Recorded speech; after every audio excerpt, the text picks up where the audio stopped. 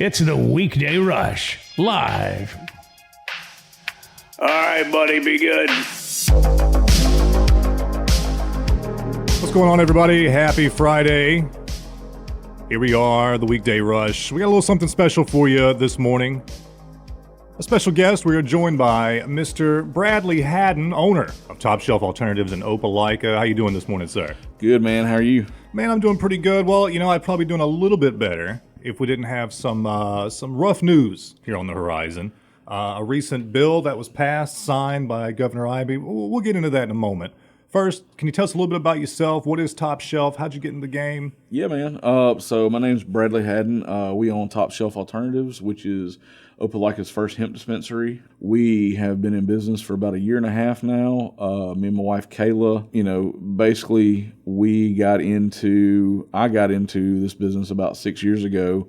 From the vape side of stuff, and just went from there, just as a need for people, basically, you know what I mean? Decided to go all in on this business through trial and error, some anxiety, depression on my side of stuff. I really just didn't enjoy my job anymore and didn't really have a focus on life, basically. And so, What did you do before you got into it? I was actually in a body shop for about 14 years. Wow, okay. Yeah, so 14 years? Yeah, 14 Wow. years. And I saw that industry kind of just eat itself with insurance companies, and got into a real bad depression myself, and through therapy and a few other things, just found that helping people helps me.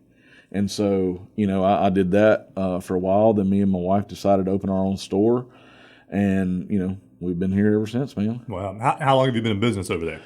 We've been there right over a year and a half now. Okay. Yep. And it's been pretty decent business for you? Yeah, man. Believe it or not, we've been embraced with open arms. You know what I mean? Like we're literally 80 yards across the street from the Opelika Police Department, and, right. we did that strategically for a few reasons. A lot of people, if you say the word cannabis or you say the word hemp, associate like dirty back alley stuff, and that's not what I want to see. We are trying to facilitate the change in the community when we want to see, right? And so us putting our store right there is basically showing people, one, we have nothing to hide, but also two, you should feel just as, at home walking in my store as you do like Target, you know what I mean?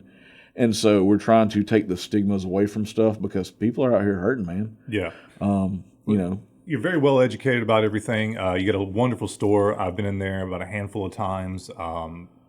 Seen things that I've never seen before, and anytime I had questions, you were right there with a very detailed answer. Where did you start to learn? Honestly, man, I think knowledge is a superpower, honestly. Right, and so, I agree. I feel like the more I know about a subject, I can help somebody else learn as well. And so it's just, kind of my little OCD nature, I guess, to find every rabbit hole I possibly can on a subject. I don't know. I feel like, I have I have buyer's remorse pretty bad, so it's hard for me to make decisions on stuff. So I do a lot of research on everything, right? And once I got my eyes open to, hey, man, probably not listen to what the square on the wall is telling you to do and start doing your own independent research, it's a whole different world. You know what I mean? It opens up so many more avenues if you do your own research on stuff. And so that's kind of the approach we took to our store is, when you come in my door, this is still new, man. 8 out of 10 people, have never been in a store like that. They've never, had a opportunity to talk to somebody. And so, they need information, and that's the biggest problem in this industry as a whole is just misinformation in general. And so I don't sway people to believe what I believe, but if you can just do your own, if I can get somebody to do their own research, we've kind of won because now your head's out of the sand. You've looked up and figured out things for yourself. You know what I mean? Right. So we've got this bill that's just been passed. It's creating some difficulties for you. But when you first started, when you first opened the store, were there any sort of difficulties then? Yeah, man. Believe it or not, the state and government want you to believe that this is the Wild West. They use that quote a lot. This is the Wild West. It's just a bunch of guys doing a bunch of different weird things, and we're just going to see what flies. Our industry is regulated heavily, more heavily so than almost any other industry. including like alcohol and tobacco and everything else like that. When we first opened, it was a lot of one step forward, two steps back type deal, because there's so many licenses, there's so many processes that you have to go through, be vetted. This person says yes, but the next person up the list says no, we need somebody else, stuff like that. So it was, man, as a small business owner, as somebody who, basically quit their 9 to 5 and chased a dream, it was a lot harder than what we thought it was, from all sides of it. You know what I mean? It wasn't just necessarily licensing. It wasn't necessarily that, but it was just a lot in general to get, a store built out, doing research on products. Here's where we kind of differ from a few people. Basically after the Farm Bill got introduced, if you had a trust fund, you could get in the game. You know what I mean? You could dump some money into something and, fly by night, put something out in the market and then bounce because you got your Ferrari, you know what I mean? Yeah. And so we have chosen to do a different route. We vet all of our vendors who have been in the game before 2018, you know what I mean? Because I have to stand on their back and my customers stand on my back. So it's a different process. That's why we call ourselves Top Shelf, is because, it's the absolute best products you can find that's a safe alternative. You know what I mean? That's what I really like and respect about your business. It's coupled with a lot of knowledge, but also that sort of security. Right. That, what you're getting is clean, it's tested, and the person that is helping you with it knows what they're talking about. Right. That's a huge deal to me. And if you're just joining us, our guest today, Bradley Haddon, owner of Top Shelf Alternatives in Opelika.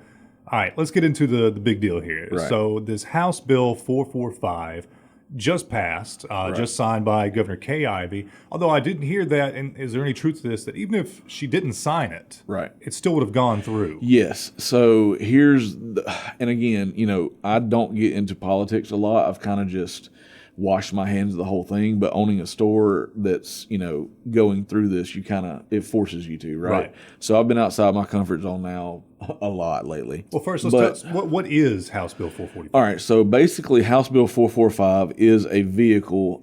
At one point this legislative season, they had up to 10 bills, different names, that are all trying to accomplish the same thing. Mm-hmm. And they're trying to limit people's access to anything related to hemp, because as most people are aware, cannabis and hemp, it's the same family. You have a few different plants, but it's basically hemp is derived a little differently from cannabis, and at the state level, at the federal level, because of the Farm Bill, it is now everything is considered industrial hemp. There is high amounts of CBD. There's low amounts of THC.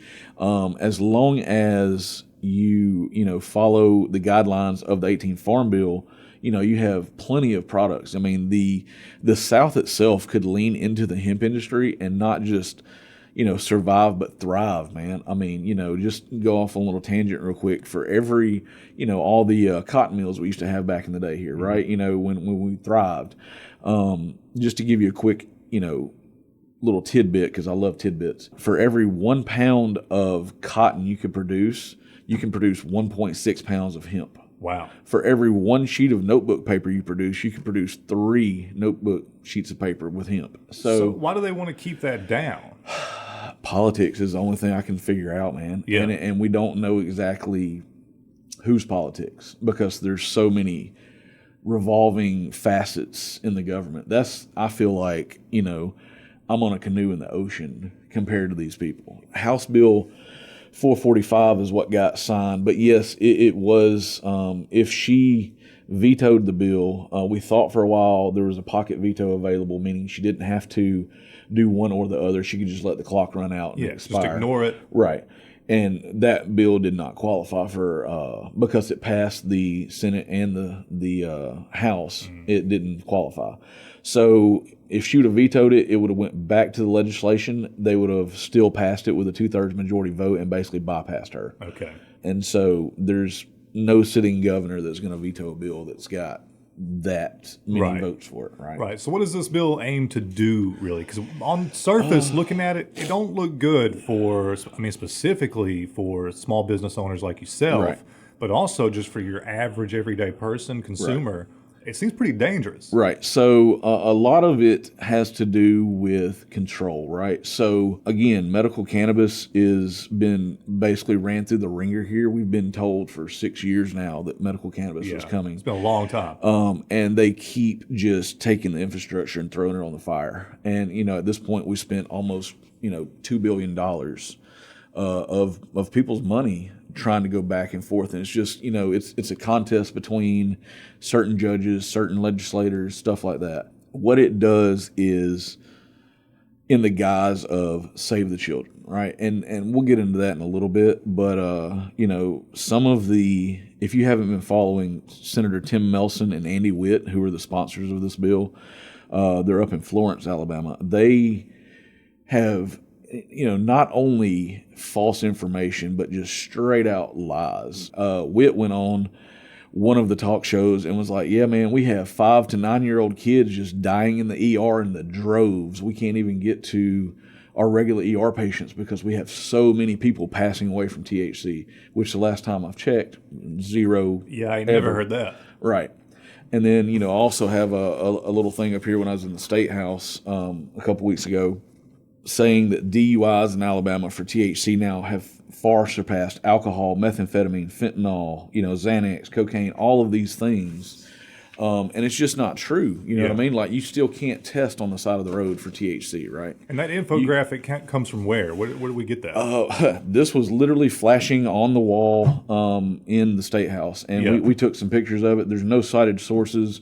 We've asked them multiple times to give us the information. They tell us, hey, man, we've got it. We're not going to give it to you, but we got it. You know what I mean? Right. And so you do any kind of research onto this stuff yourself, and it's like, man, you could come into my store, buy a pre-roll, right? Saturday night, you're chilling with your homie, playing video games, whatever. You can smoke a pre-roll tonight and 3 weeks from now get pulled over just for a missing taillight or something like that. Mm-hmm. And they could swab you when you get back and say, man, you're intoxicated. You know what I mean? Just because it metabolizes differently for every person in the long run. Right, yeah. That don't seem fair. Right, 100%. When it's hard, man. It's hard because there's so many hoops to jump through with this thing that you don't know if you're ever going to make a misstep, and the consequences are falling off a cliff. We're talking serious jail time. We're talking serious everything for something that you can walk into just about 8,000 stores across the state and buy if you're 21 or older. You know what I mean? And we'll get into that in a while too. But basically, the bill says or does. You've heard the old adage, we can't outlaw guns, but we can make the bullets so hard to get that it just might as well be a stapler, right? Yeah. It's not kind of the same thing. They don't want to outright ban anything because Senator Melson again went on a show and saying, hey man, it started out being a complete ban. I want this stuff out everywhere, right? Gone. And then had to backstep and say, man, this is a lot further out there in the market than we thought it was. We can't contain this genie anymore. And so now it turned to, well, we're going to regulate this so far down that you might as well not be in business for it, right? And so just to give you an idea, 99% of the products in my store will be illegal once this goes into effect, essentially shutting us down, right?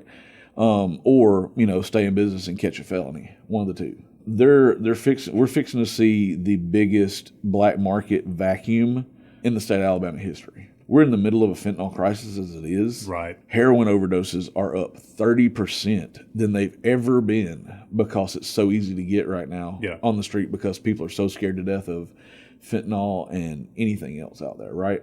The day in, day out customer that I see says, I'm not going to the street. I don't want to buy this on the street anymore. It's safer. This is, you've given us options that we didn't know we had. And so that's what we're doing for people. But this House bill basically, in essence, is going to levy a 10% tax on anything left. As of July 1st, any inhalable, whether it be a cart, a disposable, raw flour, any of that, as of July 1st, you would now be deemed a Class C felon overnight, even though this is still 100% legal, federally legal, right, with the Farm Bill. And so they're using fear to push an agenda We're not sure what that agenda is. Obviously, you follow the money. Senator Melson owns pain clinics, we found out. And not just pain clinics, but opioid trial pain clinics. There we go. So, you do your own research into that, and it seems like we're trying to take away the competition because our pockets are getting a little lighter. You know what I mean? Right. And I can't help but think of maybe a correlation between the new, $1 billion prison that's being built in Alabama. Exactly. And this convenient passing of this bill here. It just seems a little too convenient. Right. And so, we have to fill it with somebody. You know what I mean? Right. It's crazy. I didn't realize that for-profit prisons were even a thing in Alabama. Right? Oh, yeah. Unfortunately, thankfully, I've never had a run-in with the law, right. To where I've had to find that out. But I know several people who have. The fact that most people don't even know that's a thing, that literally privately owned people can buy a jail and basically put a price tag on humans. Yeah. It's like slavery adjacent. Right, basically. And that's so wild to me that, we're in 2025 and we're still like, what are we doing? Yeah. You know what I mean? Nuts. So, same thing with Andy Whitt, man. He came out, did a press conference, said, hey, what we're doing, you may think is in bad taste, but we're not doing anything illegal. Like, they made sure, we're not doing anything illegal, right? Which I started doing some research. I didn't even know the state of Alabama can't be sued unless it allows itself to be sued, and the senators as part of that. That's wild. Yeah.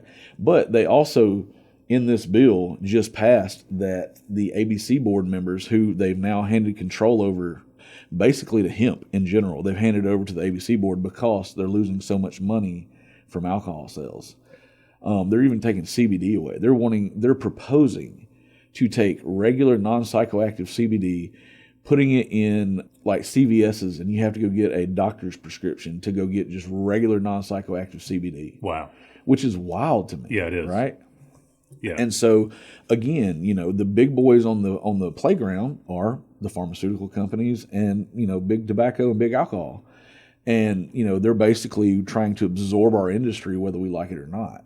The government gets more kickbacks from them. The state gets more kickbacks from them. 40%, I believe, maybe a little bit more than 40% of the general fund money comes from tobacco sales and alcohol sales.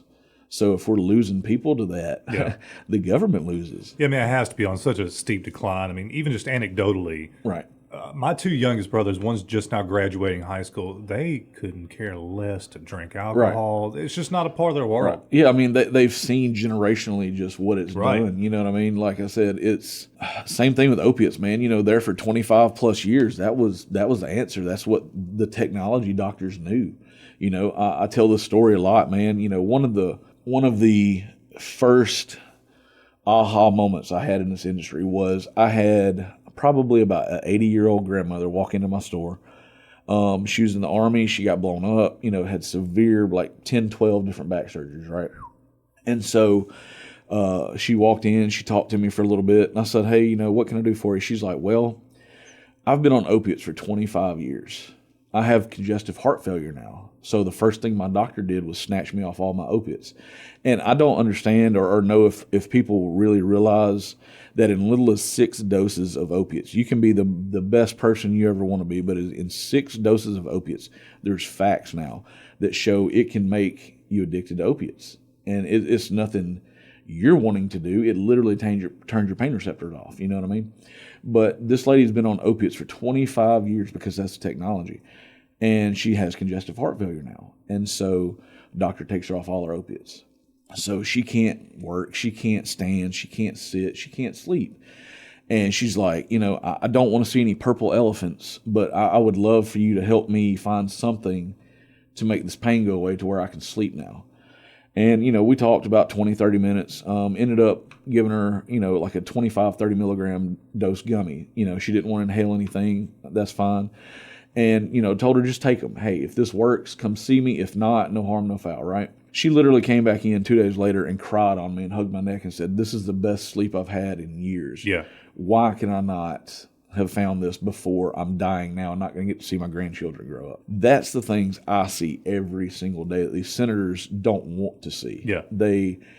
They literally call us dirty dope pushers. You know what I mean? And it's not that. Anybody who walks into my store will understand in like 5 seconds that's not what we do. And so I tell that story, a lot of times just because that touched me so much. And like I said, me helping people is just kind of, that's my thing. I'm in this for the long haul. Right. So that being said, what's kind of the timetable we're looking at for now that this bill is signed, it's in effect? How long do we really have? Man, I get this asked a lot. I've probably been asked this 250 times over the last 24 hours. I don't want to give people misinformation. At this point, we don't know because the bill is so open-ended on the back end. If you read the bill, which we have a copy for at the store, I can send people PDFs of anything, because it's just not out there. If you read it verbatim, it says July 1st.